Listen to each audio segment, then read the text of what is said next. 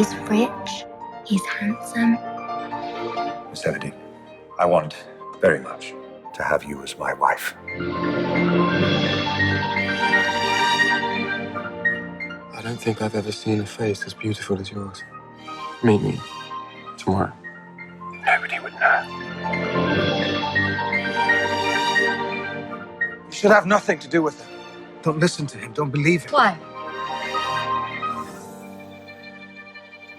Hi, I'm Will King, and today I'm meeting Carey Mulligan, who starred in the film Far From the Madding Crowd. Hi, Carey. How are you doing? Good, how are you? I want to start with asking, were you into Victorian literature at all before making this film?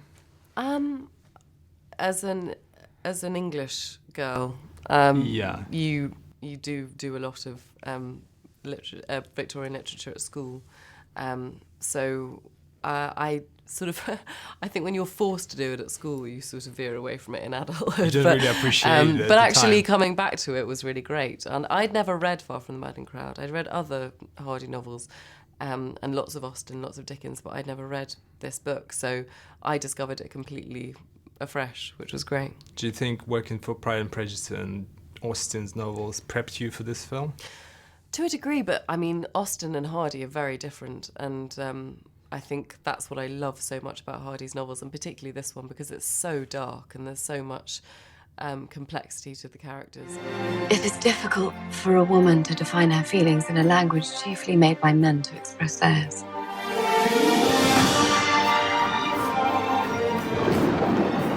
I'm not such a fool as to imagine I might stand a chance. One day I will leave you. You can be sure of that. Your character, she says, we know very well that we must scarcely ever jilt man. It is the man who jilt us. I mean, what? Are you for real? Yeah. Do you agree to that or not? I don't know. I mean, jilting. You never jilted, man? Have I ever jilted it? I've jilted people. Yeah, yeah, sure. What was it like wearing all those Victorian outfits and exquisite dresses? Which you're a farmer, but you're kind of exuberant farmer. Yeah, she's different. She definitely. I think Janet, who was our costume designer, definitely wanted her to have a sort of unique quality to the way that she dresses, because she's not a normal girl. It was great fun. I mean, it's always helpful. The costumes always help you. They always make you feel more in your character.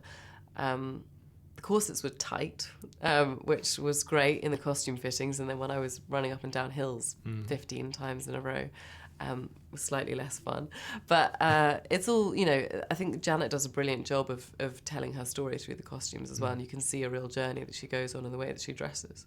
When I was researching for today, it's impossible not to notice that most of the links for your name are fashion magazines. There's Vogue, Grazia, and so on and so on. Does it come easy for you to naturally just go out for a cup of coffee and look immensely cool? I don't look immensely cool unless somebody has been paid to make me wear things that make me look immensely cool. It's not a sort of a big part of. I mean, I like having nice clothes, but I don't give an awful lot of that thought to fashion when I'm not, doing press or doing. Most of the time when I look kind of dressed up, it's because I'm working and I'm promoting something in some way.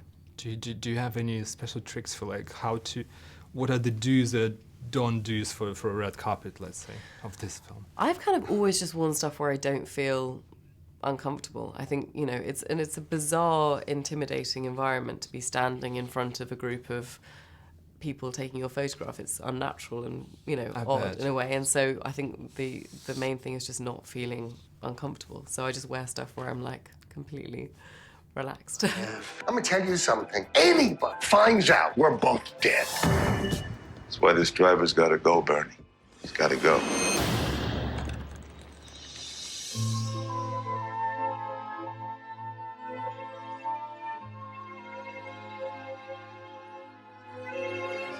Do you like dark characters?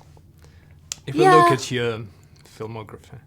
Yeah, I guess. I mean, they're fun to play as an actress.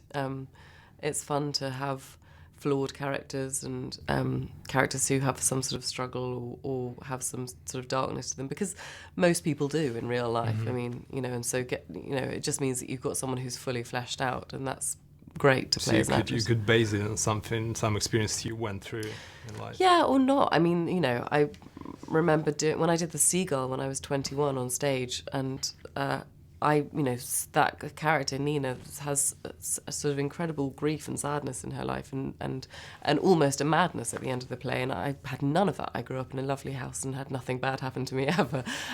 So have you been to Russia? I haven't. No, I know. You should go. I know. I would play love our cards in the later in life. Well, fingers crossed. Yeah, that'll be somewhere down the line. But I didn't have any of those experiences. But you just use your imagination. Done everything on earth with you.